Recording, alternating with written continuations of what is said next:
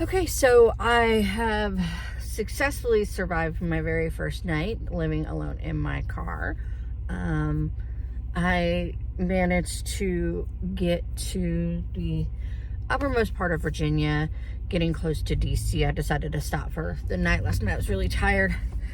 I went to Cracker Barrel, went in, got dinner because it was really late and I didn't feel like cooking or fixing anything, and wondered why there was a lot of people in the Cracker Barrel that late on a Tuesday night. And then I remembered it was Valentine's Day, so I was like, oh, okay. And then afterward, when I got my car, I realized, oh, I was all alone on Valentine's Day in Cracker Barrel. Didn't bother me though. I don't care.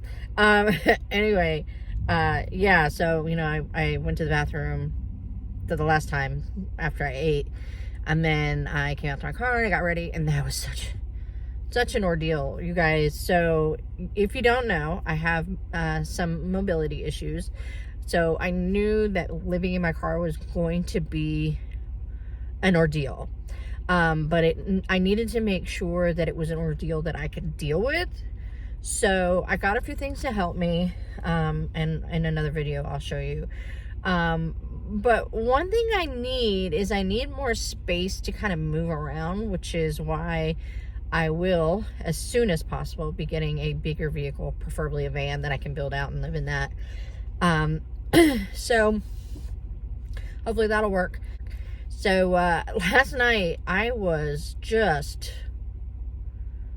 flopping around trying to get my pajamas on. That was the most ridiculous thing ever. Like, I got my shirt on and laid down to take my pants off, my jeans, and I just got stuck. I just laid there. I was like, forget it, I'm sleeping with my jeans on. And then I realized I had my bra on also, and I was like, ugh, never mind, I'll just go ahead and take it all off. So that was interesting, and it got hot because I was sweating and I was exerting myself. So one of the cool things about last night, though, was when I finished my dinner and went to the bathroom and came back out to my car, and I was putting my little window shades up, and I remembered to back into the parking spot so that I could get out quickly if I needed to. Although I don't know how quick that would be, because I don't think I can climb from my passenger seat bed into my driver's seat. Like, I don't think that's ever gonna happen. If I'm being chased by somebody with a saw, it's gonna be 1 to Mr. Sawman, 0 to CJ, because I'm not getting out of the way quick enough. So as I was saying, one of the cool things about last night was that as I was putting all my things, my windshields up and getting my pajamas and laying everything out, kind of, I parked a couple of spaces beside another car, and they didn't have any windshields up or anything like that, but she came over. It was really cool. She was this young girl, and she came over and she was like, hi, I'm your neighbor. and I was like, oh, cool. And she's like, if I hear anything, I'll let you know. And I was like, thank you, appreciate it. So that was really cool. Like, only one day doing this and already feeling like part of the community, and that's pretty awesome, actually. So yeah, so when I got up this morning at 6 o'clock, I woke up, and I didn't have to pee, so that was awesome. All night I didn't have to pee. That was a big concern of mine, but I didn't have to deal with it. It was a hurdle I didn't have to deal with last night. And when I woke up at 6 a.m., I didn't really have to go to the bathroom, but I knew I was going to soon, but I didn't care. So I went back to sleep for another hour. And at 7, I woke up, did my TikTok morning video, which I didn't film this way. I filmed it vertical, so can't add that to this. So when I got up, Cracker Barrel was not open. So I decided to go across the street to the gas station and just grab my clothes and go in and use the bathroom, change my clothes, and maybe get like a hot chocolate or something, because I'm using their facilities. However, the gas station was closed, which was weird. So I had to drive probably about 5 minutes, and I found a McDonald's and a gas station because I need gas.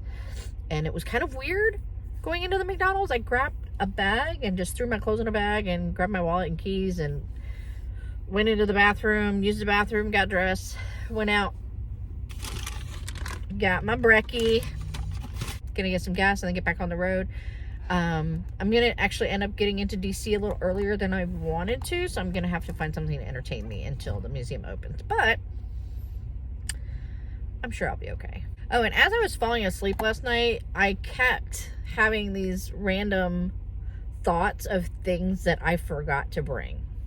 The goal was to bring as much as possible so I wouldn't have to stop and buy anything along the way, because while I have a pretty good financial cushion for this trip, I didn't want to spend anything I didn't have to, right? Especially because I'm going to come home and have it, and then I have 2 of them, right?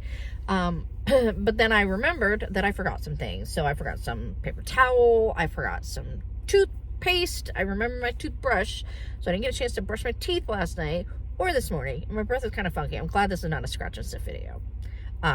And a bowl.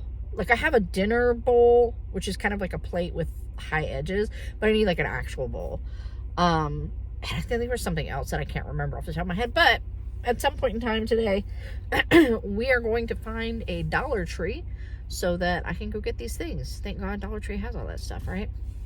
Anyway, I'm going to eat my brekkie and get some gas and get back on the road. But I'm really excited, you guys. This is day one full day of my new adventure. Hey.